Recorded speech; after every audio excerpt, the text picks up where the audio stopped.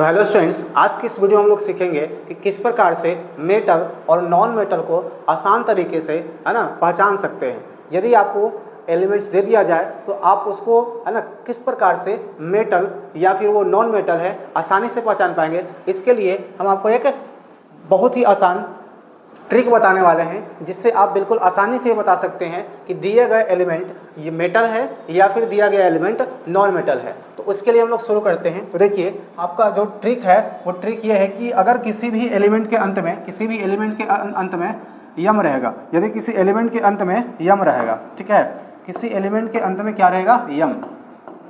देखिए, अगर किसी एलिमेंट के अंत में क्या है, यम है, किसी भी एलिमेंट के अंत में नाम में क्या है, यम लगा रहेगा, तो वो सभी के सभी क्या होता है, मेटल होता है। जिस एलिमेंट के अंत में यम लगा रहेगा वो सब क्या होता है, मेटल होता है।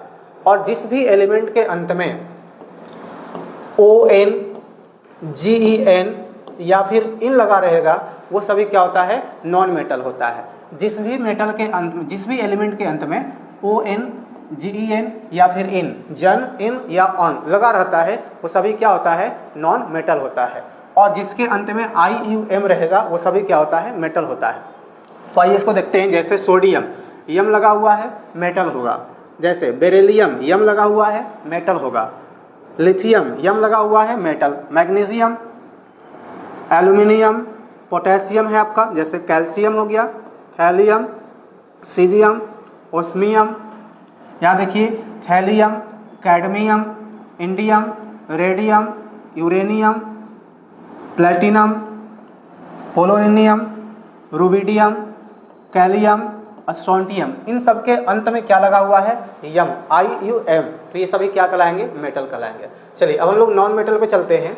जैसे अंत में लगा हुआ है जन, ON, बोरॉन, कार्बन के अंत में ON लगा हुआ है, नाइट्रोजन जन लगा हुआ है, ऑक्सीजन जन लगा हुआ है, और यहाँ इन लगा हुआ है। तो जिसके लास्ट में इन रहेगा वो सब क्या रहेगा, नॉन मेटल।